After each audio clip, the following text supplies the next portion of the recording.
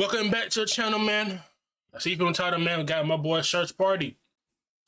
If you guys do not want to watch this, man, the original will be down below. But yo, man, what's good, YouTube? Man, it's your boy Mickal. I can't be up here, bro. Today we got a new video. How the drug crisis on China's doorstep. Should be good. Let's get to it. Police stopped a man in Porto Torres, Italy. In his bag was over 1 kilogram of heroin, specifically white heroin, the purest kind that only comes from one place, the region where Thailand, Laos, and Myanmar converge. A few months later, India's Coast Guard found over 5 kilograms of methamphetamine on this boat registered in Myanmar. And 3 months after that, authorities rescued more than 7,000 people from a cyber scam center, also in Myanmar. They give us client number. We make relationship with him. When client say, I love you, then we start wash his brain. What? Right now, a flood of drugs, crime, and other illicit materials are coming from Myanmar, which the Organized Crime Index now ranks as the new crime capital of the world. It's a shocking reversal for a country that just a few years ago was being celebrated for its democratic transformation. The country has fallen deeper and deeper into a dystopia. The economy has collapsed. The country has become a source of refugees and misery. But along the way, But also... you know what's crazy about?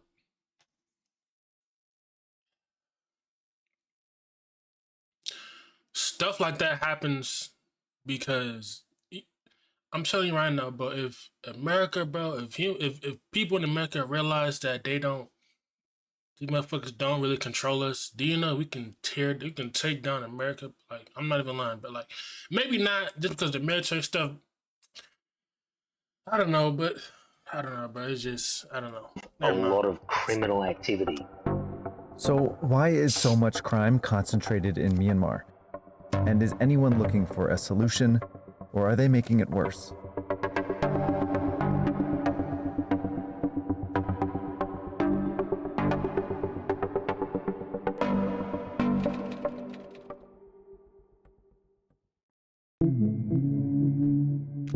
Many of Myanmar's problems began before it was an independent country. For more than 50 years, it was a British colony called Burma. During World War II, it was the site of vicious fighting. Blasting the Jap with bomb and shell, they're holding open the Burma Road of the air. When people got this footage of World War II, like, how did they not get hit with nothing, like, or bombs? Like, they saying, I've been saying, like, how do people get stuff like that when, like, wars, when they send and recorded stuff, them going to war and all that? And, like, are they right there in the action, or was it like a camera that was, because I feel like technology was, I feel like they had the good technology back then, just, they didn't really act like it was, never mind. 1948, the Burmese won independence, but the new government faced a challenge. Its people were divided into several ethnic groups, and many wanted autonomy. Some formed ethnic militias. Then after just a decade, the Burmese military toppled the government, seized control, and started fighting the militias. This conflict would last for decades, and would make it impossible for Burma to build a legitimate economy. It should be one of the richest countries in Southeast Asia because in many ways its natural endowment is quite spectacular. Sean Turnell is an economist and former advisor to Myanmar's opposition leader Aung San Suu Kyi. Unfortunately, though, it's just fallen by the wayside because of these constant interventions of the military. And they bring into the country a very doctrinaire version of state socialism. And so Myanmar becomes one of the poorest countries on the earth.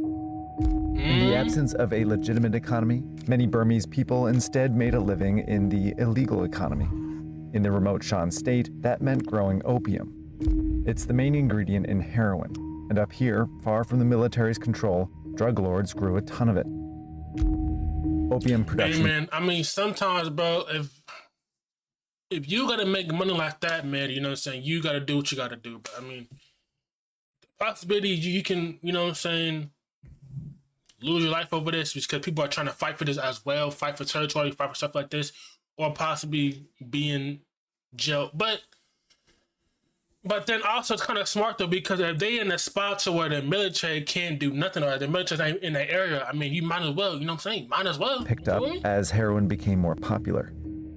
Shan State, along with parts of Laos and Thailand, became known as the Golden Triangle, the most productive area for opium in the world behind Afghanistan. The opium trade added fuel to Burma's conflict.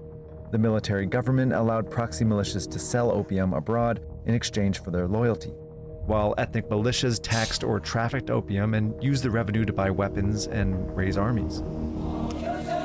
Hidden in the jungles of Burma is an army, 15,000 strong. These men are training for combat like soldiers everywhere. Only this is a private army, financed by drug money. In the 2000s, the ethnic militias, along with economic sanctions imposed by other countries, pressured the military to make some reforms. It released political prisoners like Aung San Suu Kyi, and even allowed her party, the National League for Democracy, to run in elections. In 2015, the NLD won a majority, and Aung San Suu Kyi became the de facto leader of the country, since renamed Myanmar. Her government worked to reduce violence and crime. It even reduced opium production. For the first time in decades, elected leaders were making progress in Myanmar, but the military wouldn't let them get far. This woman is recording a workout video, all while a military coup is going on behind her. More episodes of SP means more research, which means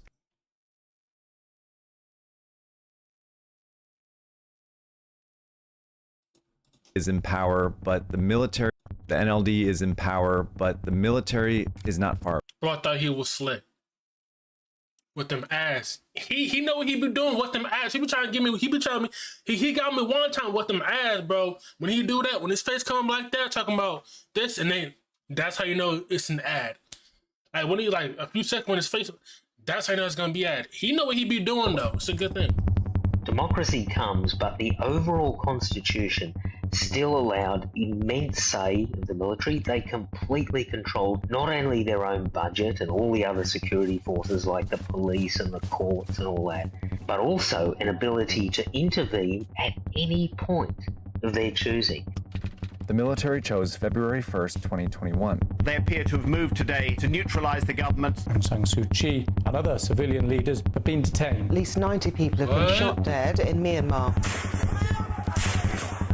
After the military seized back power, some of Aung San Suu Kyi's supporters formed a shadow government with an armed wing. Then the military launched attacks all over the country, reigniting Myanmar's civil war. This time, it's deadlier than ever. I'm confused. If she was in power and she was decreasing the opium and the wars and all that, they detained her and then the military took back power and did the war again? If she's decreasing the violence and decreasing the opium and trying to make the country a better place, y'all detain her and then re-spark the shit again? What? In 4 years, the wars killed 75,000 people and displaced 3 million. In 2025, a massive earthquake struck Myanmar, destroying what little economy there was left. Now, there are hundreds of armed groups fighting in this war, but they mostly fall into 3 categories.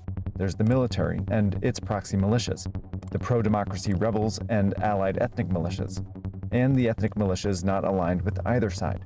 Each of these groups control chunks of territory, where they are protecting and even relying on criminal enterprises to stay in the fight. In Shan State, the military and militias are once again turning to opium, but so are armed groups in the north and west. The result is more than twice as much opium is being produced in Myanmar today than before the coup, and twice as much opium as Afghanistan, making it the world's leading producer. But militias in Shan and Kachin State are also fostering a new drug trade. Synthetic drugs, particularly methamphetamine. Drug lords are importing precursor chemicals and equipment from China and India to make pills, like ketamine, and this caffeine-meth combo called yaba. Now Myanmar is the leading producer of synthetic drugs too. But not every group relies on drugs. Both the military and militias are illegally mining jade. It's a precious stone found in the north of Myanmar. So many mines are popping up there that the land is literally collapsing. Very few survived the initial landslide. More than 250 people died in similar accidents in Myanmar. That's crazy, bro. It's so crazy that most of these drugs come from these foreign countries. I don't know how they do it. I don't know how they get it over here to the Americas, but I don't know how they do. I know how it work. I'm not just gonna say. I hope y'all know stuff like this. How we get these drugs in America. I hope y'all know they hide these in TV shows and movies, especially TV shows, especially like these cop TV shows or something like that. Stuff that have to do with like FBI or CIA. Bro, tell me right now, have you ever watched Snowfall? Any of these TV shows like Snowfall, they hide it in, especially TV shows and movies. They hide it in. It's just people but act like or believe that that's not real. I'm telling you, they hide this shit in TV shows and movies. How this shit gets into the U.S. I'm telling you right now. Myanmar's jade mines last year. Armed groups are profiting by selling the jade to customers in China and India. Despite the war, 70% of the world's jade now comes from Myanmar. The military and militias are also profiting from illegal gold mines, rare earth mineral mines, and timber. Anything valuable in Myanmar, they're selling off. But some groups are profiting by bringing a new criminal enterprise into Myanmar. The buildings you can see behind me, that's one of maybe up to 30 scam compounds. It's a multi-billion-dollar crime industry. The scam phone call. They persuade people all over the world to part with their savings. Online scam centers were originally formed by criminal groups in China. But when the Chinese government cracked down, many fled across the border to Myanmar. There, they found the military and some militias were willing to protect them in exchange. Oh, come on, bro. If you falling for these scam calls, bro, and they usually go for the elderly people because they don't really know. But trust me, if you falling for these scam calls, bro, it's really easy to know that's a scam, bro. Come on, it's easy as fuck, bro. Because, bro, Microsoft or anything like that, Microsoft is not gonna call you. Like, come on, bro. It's really easy. Were cut of their profits. Once protected, scam centers spread along the Thai border. Especially to tell you, you gotta buy a gift card. Bro, come on, and now, further bro. inland. Come on. Now, scam centers are flourishing. One study estimates Southeast Asia scam centers have swindled $75 billion out of people. And the UN estimates there are more than 120,000 people being forced to work in them. Many are among the millions in Myanmar displaced by the war. I receive punch every day. We were working for 18 hours without salary. They didn't allow us to contact our family. Myanmar's military, ethnic militias, and armed groups are using all this crime to buy weapons and fuel the war. The victims, though, are all over the world. Ethiopians, Indonesians, even Brazilians have been rescued from scam centers. And over 40,000 Americans have been scammed out of $3.5 billion, all while heroin and meth floods foreign streets. Myanmar's neighbors, Thailand and India, are launching raids into Myanmar and even cutting power to the scam centers. But the rest of the world isn't taking much action. Myanmar has been forgotten. And what worries me is that there's many other countries as well who... I really hope you know, all these scam centers will always exist, bro. One might close down, they're gonna find another way to do it again. All these little scam centers trust me, there is always gonna be one, bro. Always. Just find... Especially if you see them videos on YouTube, how they... Trust me. Myanmar a nuisance. One of those countries is the United States. In the 2020s, the U.S. gave Myanmar more than $200 million a year to support refugee camps, pro-democracy organizations, and education. But in 2025, the Trump administration cut that aid down to just $4 million. And as the U.S. steps away from Myanmar, China is stepping in. The scam centers are a big problem for China. Many of them target and even abduct Chinese citizens. An uproar erupted when this famous Chinese actor was rescued from one.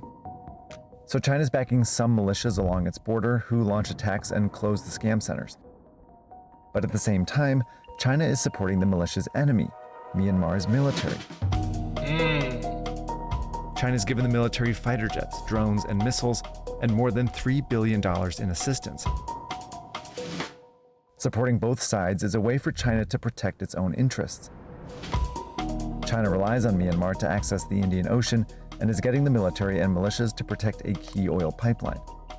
But it's also a way for China these countries that are friendly and the allies, they're saying, I'm gonna use you. You use me. Pause. I don't know if y'all gonna find out weird, but I mean that's how it works. We help you, you help us. You know what I'm saying? Shit like that. To keep Myanmar under its thumb. Southeast Asian countries are choosing between China and the US. While So all of them, they lean on China. Philippines lean US. Who else leans on US? I'm gonna let Singapore all neutral. See, I feel like people being I feel like neutral, but I feel like that's like I don't know, bro. I don't know. Honestly, don't know.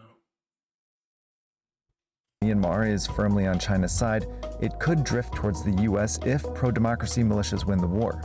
So China's supporting anyone who will stop them.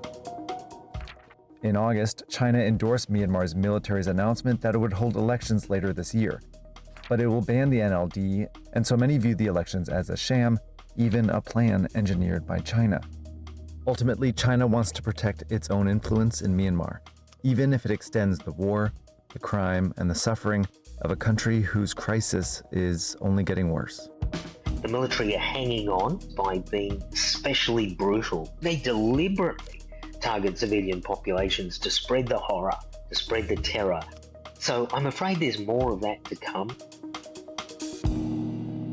Wow. All right, thanks for watching. So pretty much the country will never get better. It'll just keep getting worse. Pretty much what he's pretty much saying. Yeah, man. Let me know. This was actually, bro. Surgeon Party. I'm not know. Surgeon Party. He makes good videos. I don't know. This is probably not his channel. It's probably like, probably like people. A lot of people that do this, but he's a great narrator. He's a great this channel. Surgeon Party is really great. If we want to learn some information, tell you, go to this. I'm telling you right now, or Johnny Harrison. But let me know, y'all. We out.